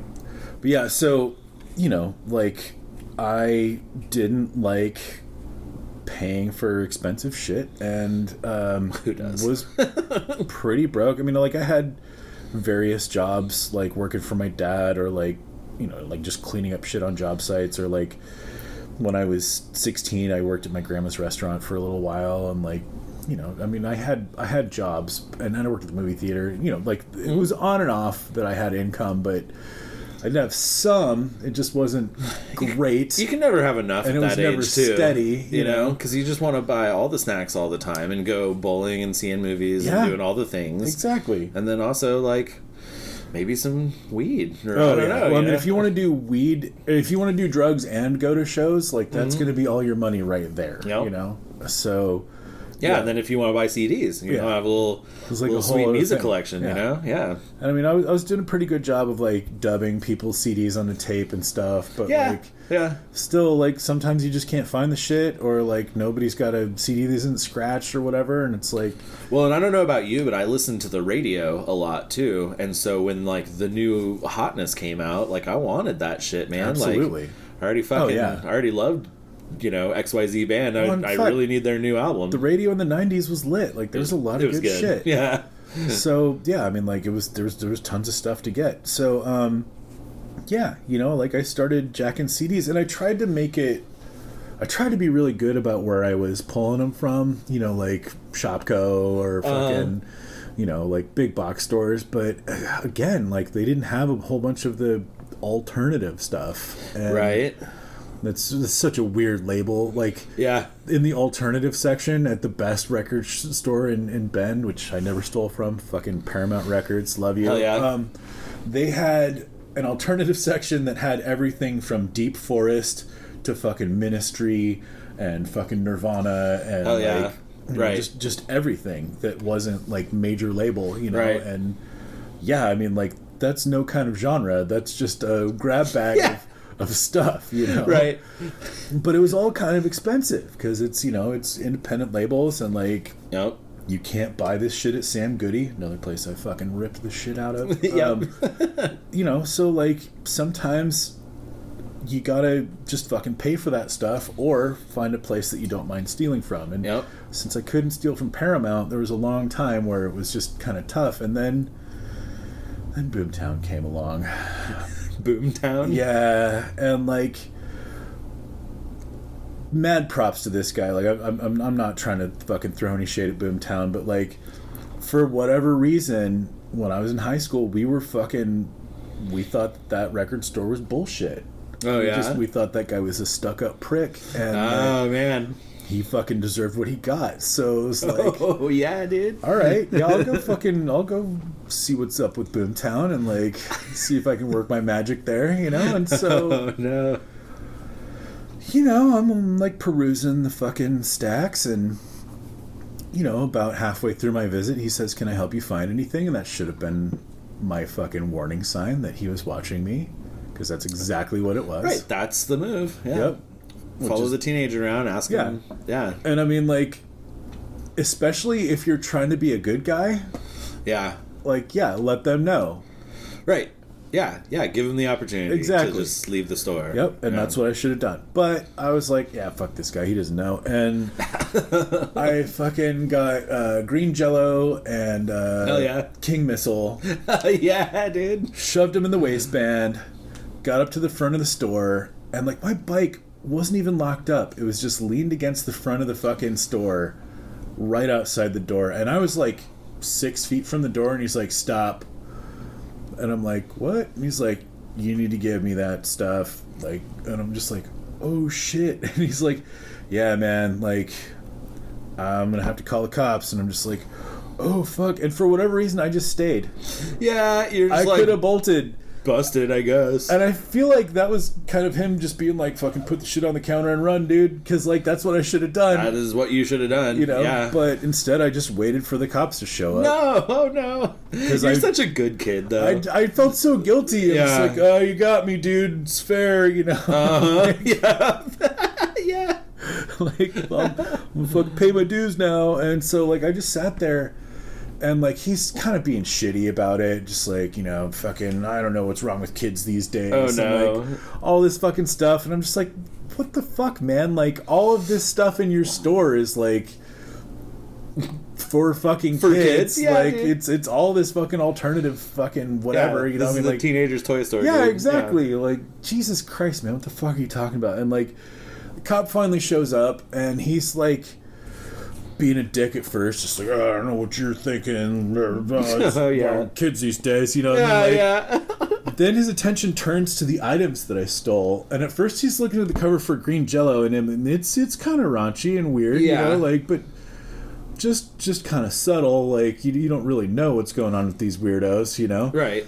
And I can tell he's starting to, like, be like, "What the fuck is this?" And he puts that down, and then he looks at the cover of the King Missile fucking CD, which, for those who don't know, is that the one that mimicked the Blue Oyster Cult cover?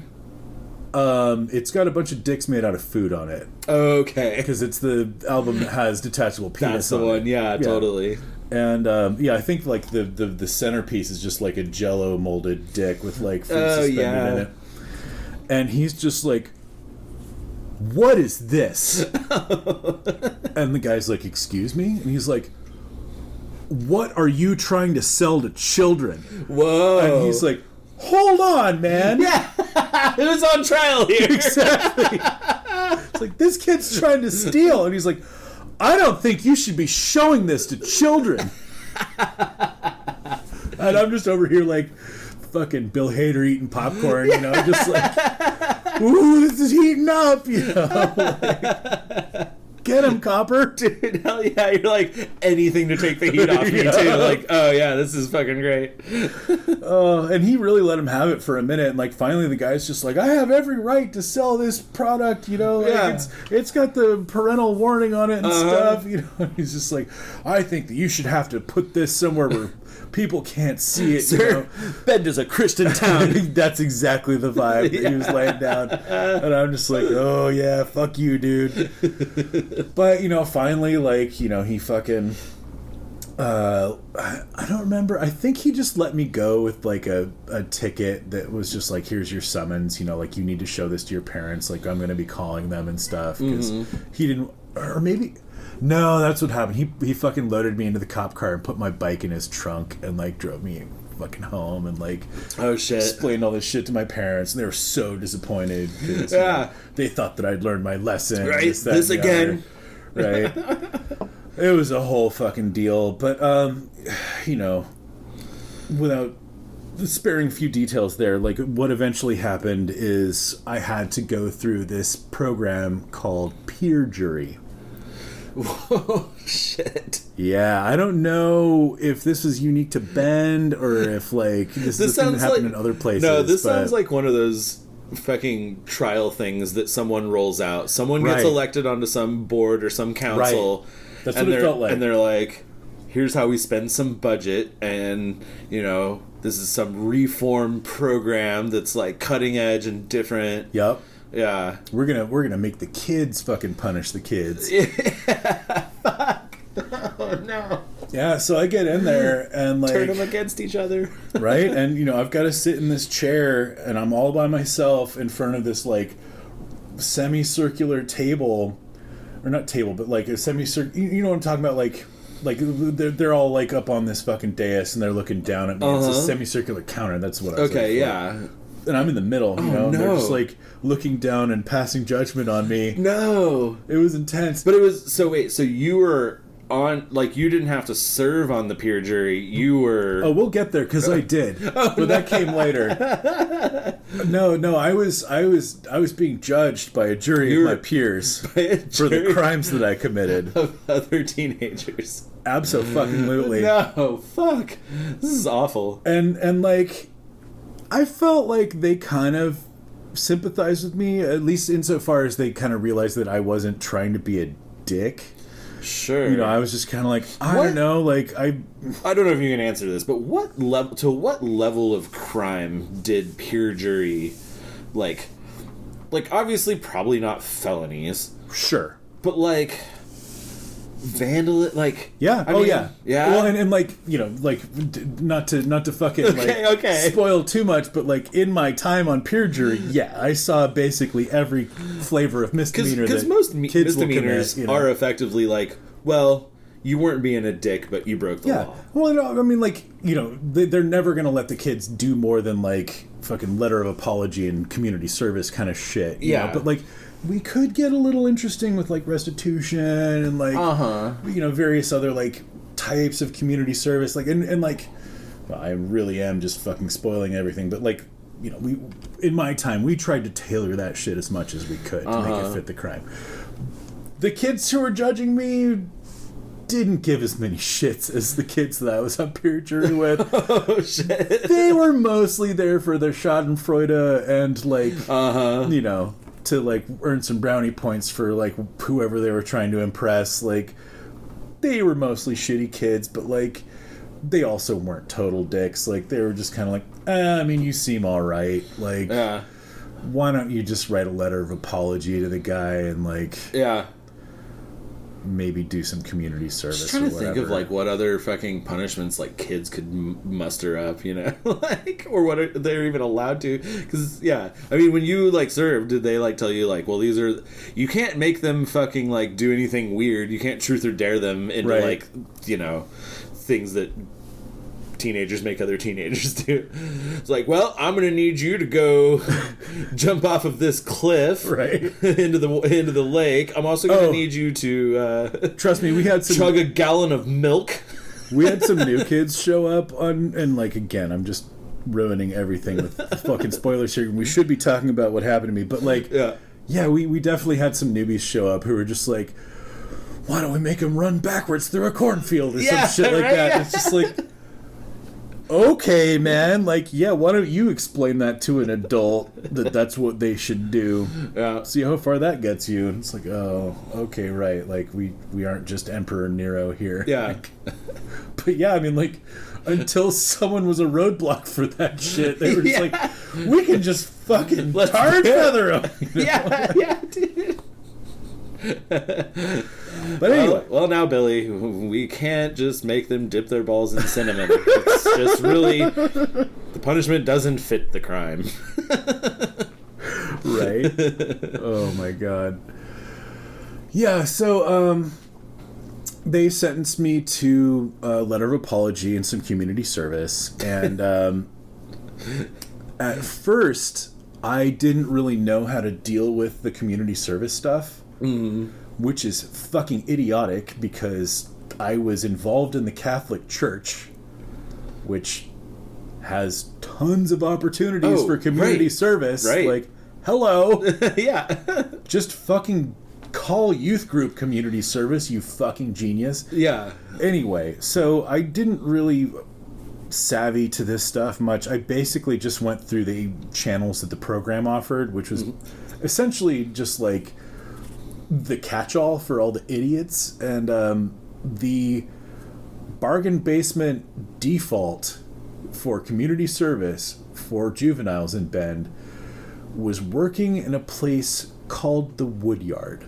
Oh, so it wasn't even just like picking up trash or... No. Oh. It was a community woodyard where... No. I don't know if it was donated wood or what, but essentially there was like a bunch of big-ass gnarly stumps and like huge rounds of wood that were like waterlogged and frozen, because mind you, this is in the winter when I was doing this shit. Yeah.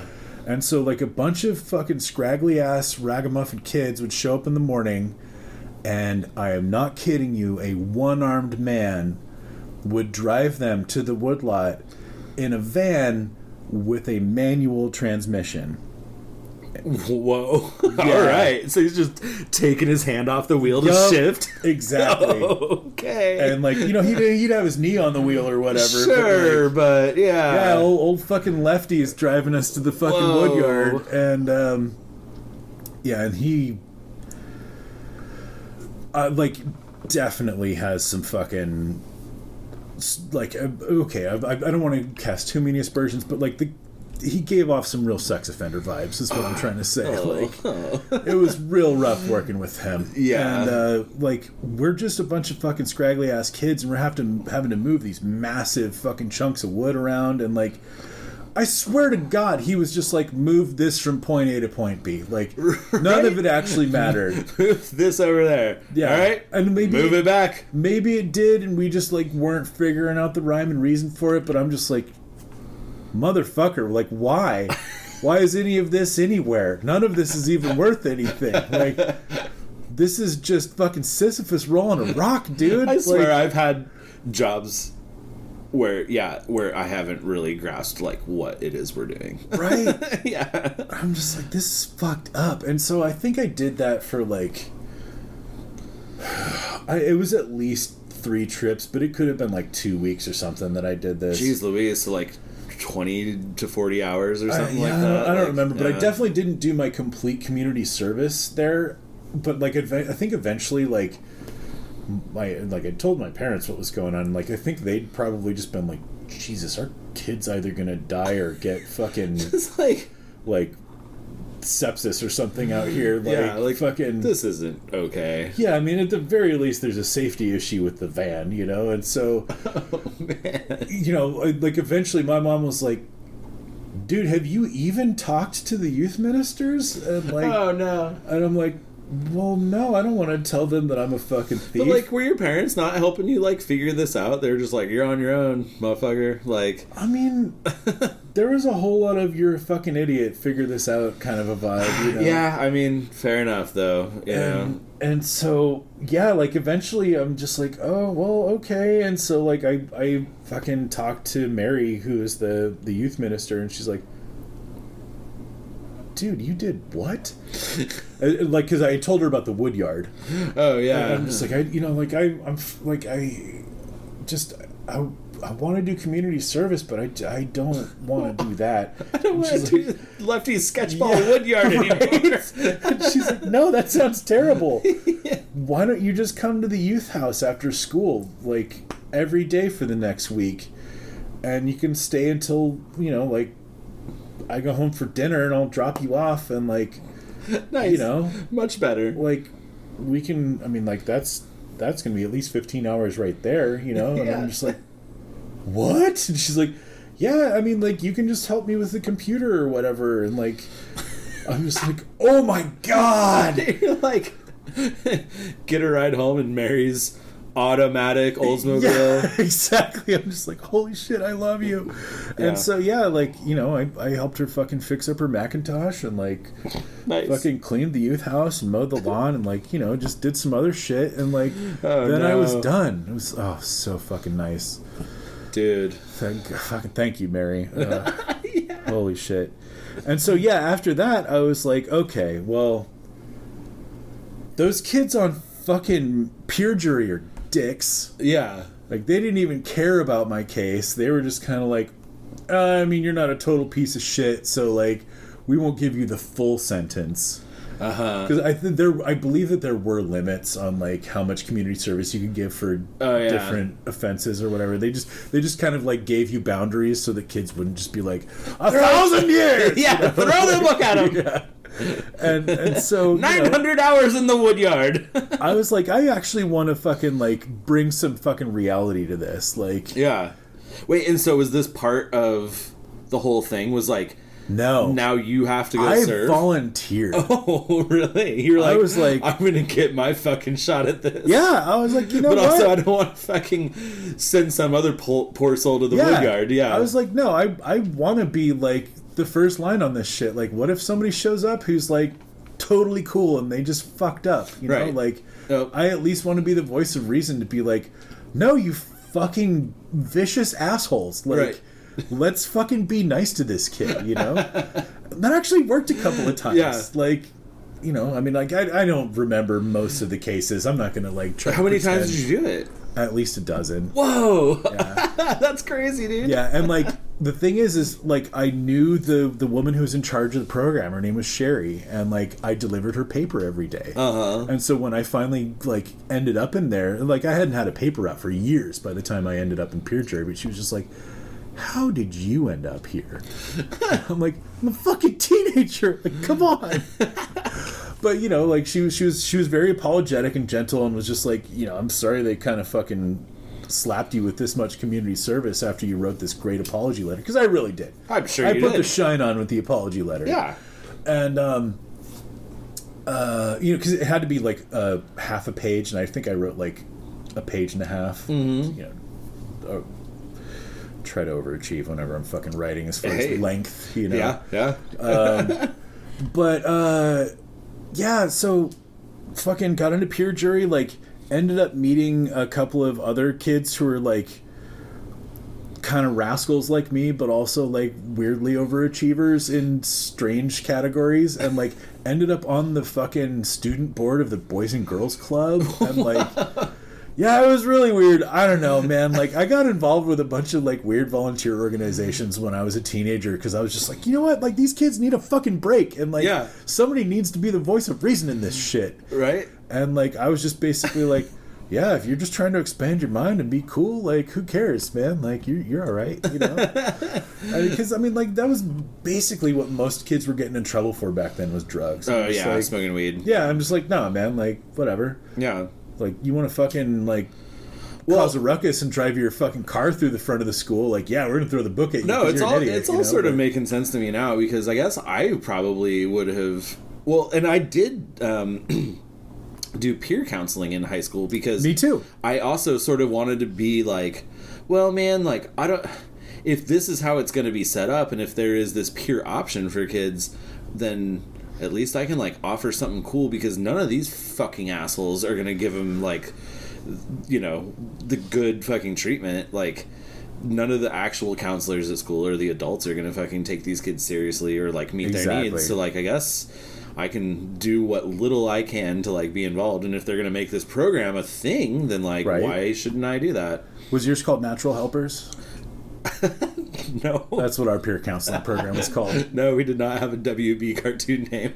It was kind of amazing. No, we were just called peer counselors. Which is a much more rational thing to call it. Yeah.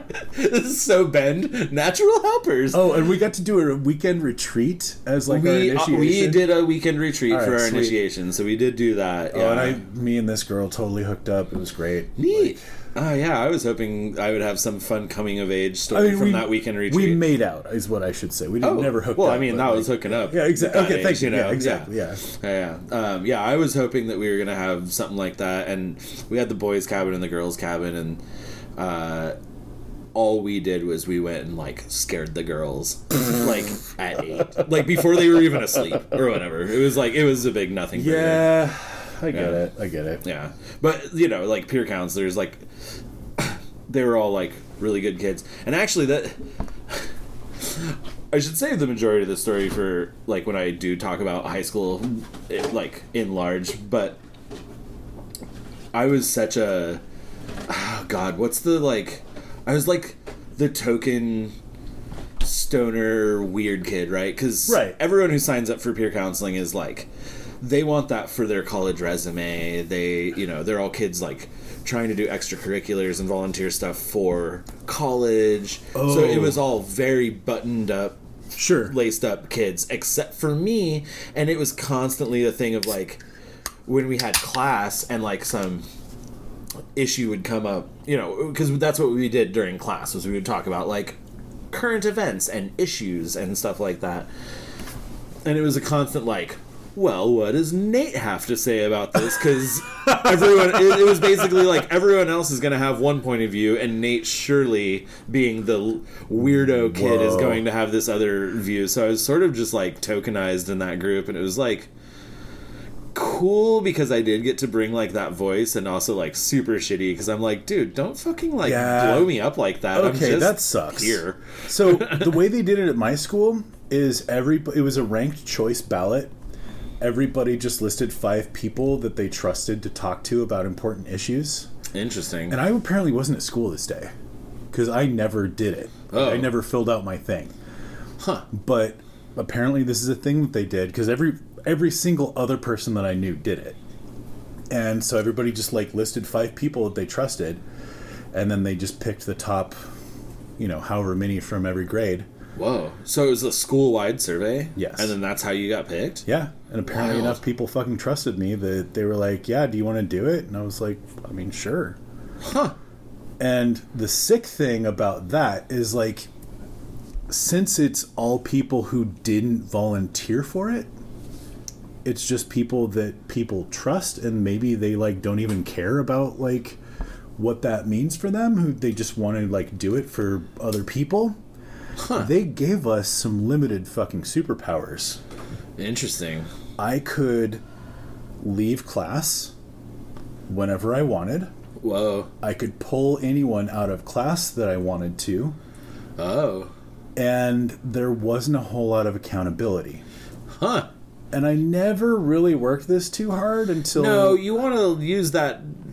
With great power comes great responsibility. Exactly. And so, like, I became a natural helper my sophomore year, and I don't think I ever really used any of it, apart from just being like, oh, I missed a class while I was doing natural helper stuff. Uh-huh. Like, once in a while, until my senior year when I had a sophomore girlfriend, and then it was like, hey, how's your science class going? Because she had science C block and I had a free C block. So like at lunchtime, it'd be like, how's your science class going? She's like, I got a fucking test today. And I'm like, you think you're ready for it? No. You want to hang out? Yeah. I'm like, all right, cool. Like, you want me to show up right at the beginning or no, like give me like 15 minutes. All right, cool. All right. And so, like, I pulled her out of Mr. Johnson's science class probably at least half a dozen times during that term.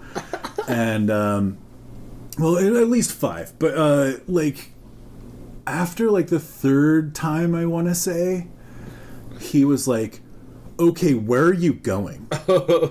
And, like, people knew you were dating, right?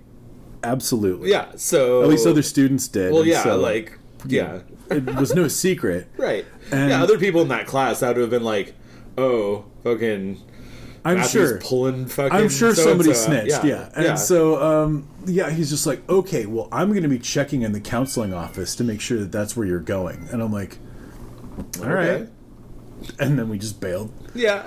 Because I'm like, I don't think he can actually do that. There's no way, right? And even if he does, like... Well, he's going to have to leave the class unattended to just, like, go and check up on you? Like, yeah, I'm like, I don't care what he does. And Kara's kind of like, I mean, like, if I get busted, like, who cares? Like, I'm not too concerned about it. I'm like, sweet, let's go. And it's definitely one of those things where it's like, I know we can just talk our way out of this regardless. Right. So, yeah. And so, I talked to one of the woman who was the administrator in the counseling office had a couple she had twins who were in my same grade, and I talked to one of them later in the week. I don't remember if it was the next day or what, but she was like, oh my god, Mr. Johnson came in the counseling office fucking fuming. Oh no. And I guess her mom told her about this, because I don't think she was in the office, but, like, or maybe she was. I don't remember. She was definitely like one of the counseling aides because her mom was in the office, and like it's a great way for them to like touch base or whatever. And anyway, in fact, I'm pretty sure that's how it happened. So anyway, yeah, Mr. Johnson comes fuming into the office, and he's like, "Where's Matthew and Kara?" And Miss Hyde's like, "Excuse me?" He's like, he's a natural helper, and he pulled her out of class, and I know that they're supposed to come to the counseling office, so I'd like to see them."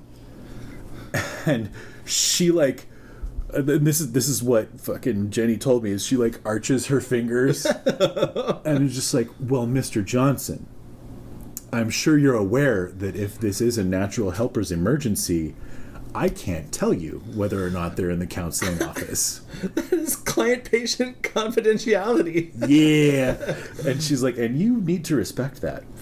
So he got scorned and sent away. Hell yeah, that rules. Yep. And I'm pretty sure I've already told the story about the attendance office and why I never had to fucking have a fucking excuse slip ever for an absence, but like... Oh, you did. Yeah, you did tell that. Yeah. So between that and natural helpers... Oh my god, that's amazing. I didn't really have to go to school, like, junior and senior year, if I didn't want to. That's amazing. And I mean, my grades suffered sometimes because of it, but, like, for the most part, I figured out which classes I could just show up to for tests. Like, American history, if it wasn't AP level, it was all shit that you could have learned in National Geographic and on the fucking History Channel anyway. Sure. So, like...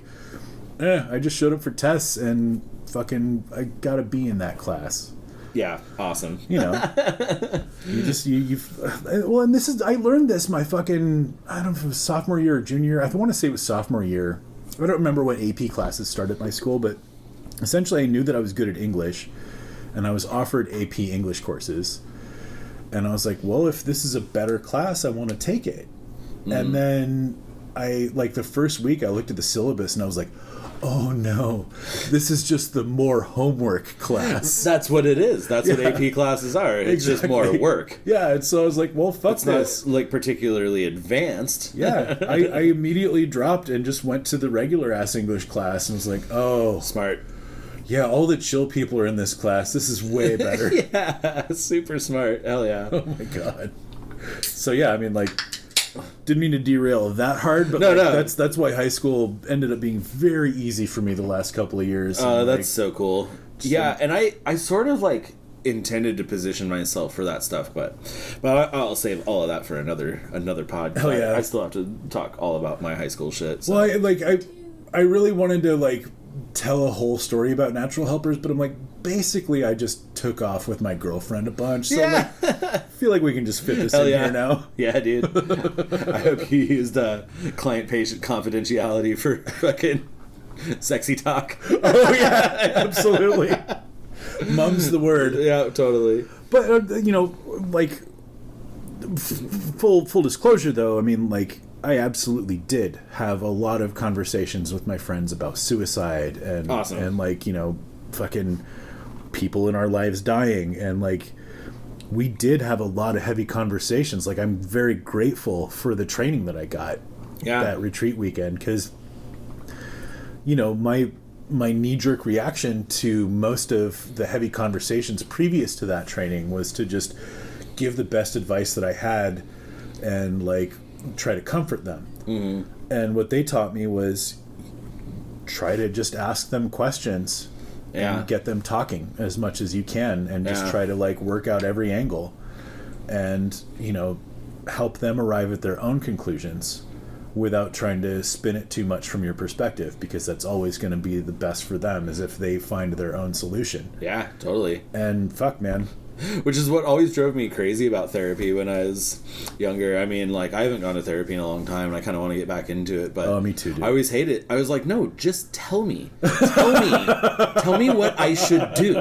If you say it, you're the professional. I will believe you. Don't lead me down a path and make me do the work. You fucking do the work. Yeah.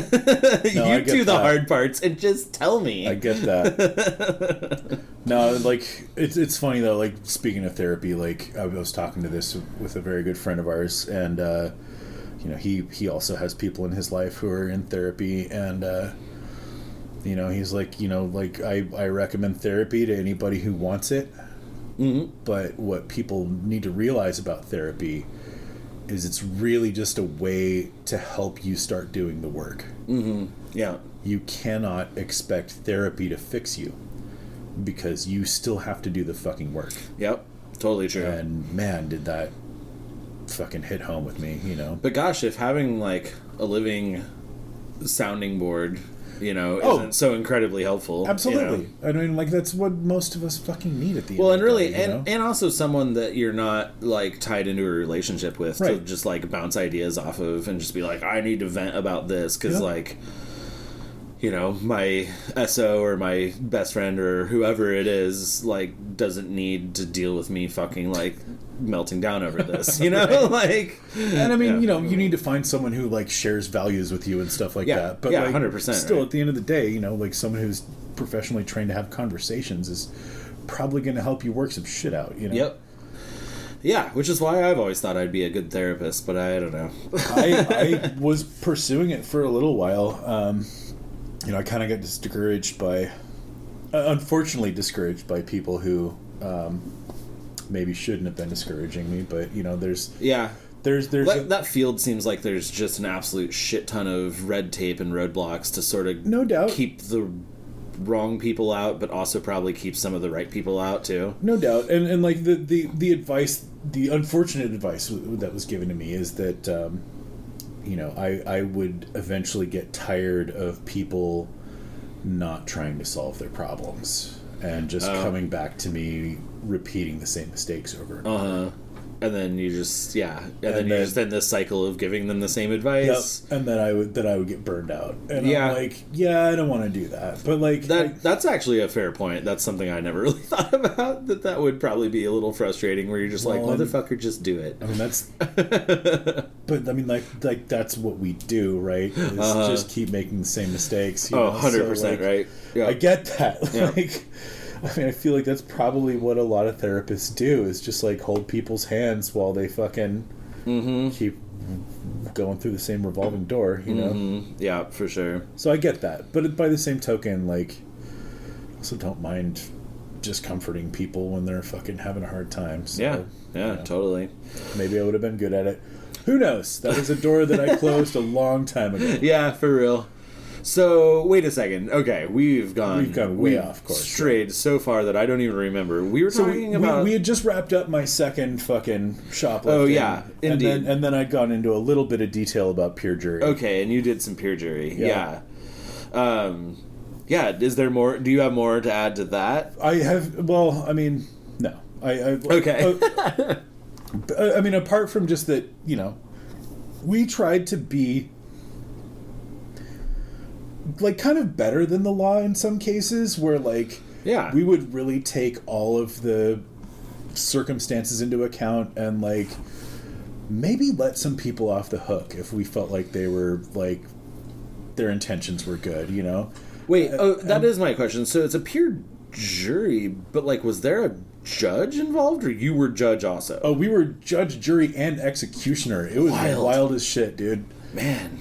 Like, we were just, like, we decide your fate, you know? That's and I mean, so crazy. There were guardrails. You right, know, of course. Yeah, but, like, Jesus. But I remember the first time... program. I remember the first time that we, like, fully, like, intentionally just hurled the book at somebody. Like, and like, let them know that we were doing it with vehemence, you know? Like, we even let this... One of the jurors, like, she was so soft-spoken, but, like...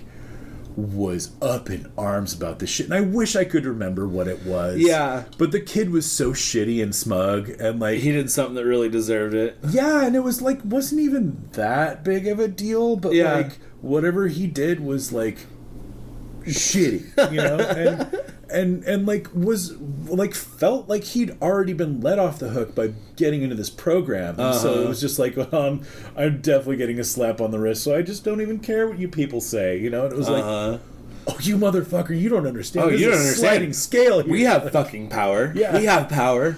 Yeah. We're gonna Stanford prison experiment your ass so fast, dude, Right? because they gave us one modicum of power. And like, I swear to God, there was I don't really remember exactly like what the context was, but there was like a new kid there that day who was just like, so are we actually going to throw where's the book that we're throwing? And how does that work? I'm like, oh, homie, no. Like, this is just shorthand that we use because, like, ever since the first day that any of us showed up, like, that is a part of the conversation, is whether or not the book is being thrown. I mean, I swear to God, it was like every single time, like, let's not throw the book at this guy. It was most of the time what people said. You know, it's just like, I mean, like, there's extenuating circumstances. We don't need to throw the book at him, you know, but like, this was the time. Yeah. And it was unanimous. Like, everybody was just like, this fucking piece of shit, you know, like, fuck this guy. Yeah, it was like, and I remember we were just like, Sherry, like, seriously, like, I understand that you, like, there's limits, but can we, I mean, just a little bit, like, Yeah. I'm not saying we need to harm this person, but like, a lesson needs to be taught. And she's like, okay, you guys, like, I understand.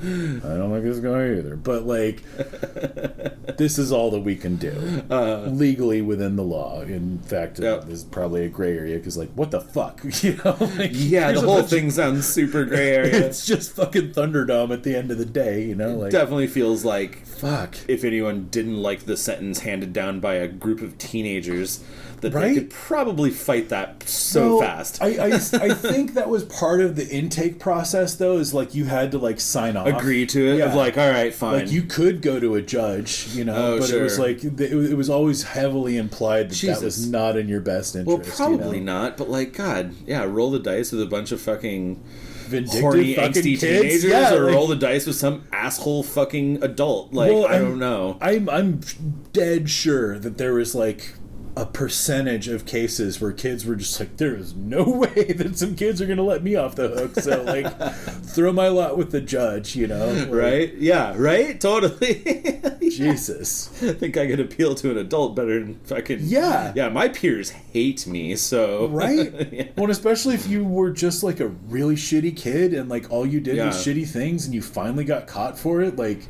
and people knew who you were. Oh, no. There's no way. It was a small town, you know? I mean... Oh, man. That is so wild. Bend sounds just, like, so full of these fucking slapdash things. But I guess, like, Fort Collins probably was, too, because we had all these test program things. Right. So, like... Well, we were the only, like, moderately progressive place east of the Cascades. So it's, like... Well, and also, it's the collective place for all of the unincorporated communities and like just random ass rural shit that has no other place that they fall under. I mean, like, whether you're talking about the hospital or the courthouse or whatever, like, people just had to come to Bend for shit. Right. And so, you know, like, sometimes those kids would fall under our auspices too. You know, like, wild. We'd end up trying kids from Prineville or whatever. You know? It was weird. Man, that's so bizarre. Man. Fucking stealing shit. Glad that fucking we got out of that. Me fucking too. Yeah, I mean, it always felt weird. Even when it was like I could rationalize it by fucking stealing from big corporations. It was still felt greasy, you know. Yeah, and it's just like not fun, really. I mean, there's like a little bit of like thrill of the hunt, I guess, but it's mostly just stressful, and then you're just like, ugh, okay. Well, and the thrill of the hunt wears off after a while, especially like when you gloss it over like I did, where it's just like, I mean, this is just what I do now, you know, like, it's still stressful, but like I never got the rush after a while. Yeah, know? Totally, man. I would still download a house or a car. Oh, homie, yeah. Are you kidding? If I could 3D print a fucking car, like, no problem. We're getting there. Yeah. Oh, yeah. Hell yeah. Right on, man. Well, I think, we fucking ran long here. We definitely fucking stretched the taffy on this one. Well, there you go, folks. That's the stuff we talked about at the live show that didn't get recorded. So. Oh, yeah. And I feel like we definitely, like, you know, buffed some of the angles there. So. Yeah, for sure. And probably missed a couple of things, so... 100%. and intentionally left a couple things out, too. Yeah, but... yeah, for sure. Well, hell yeah, dude. All right, man. Well, we'll be back next week. Yeah.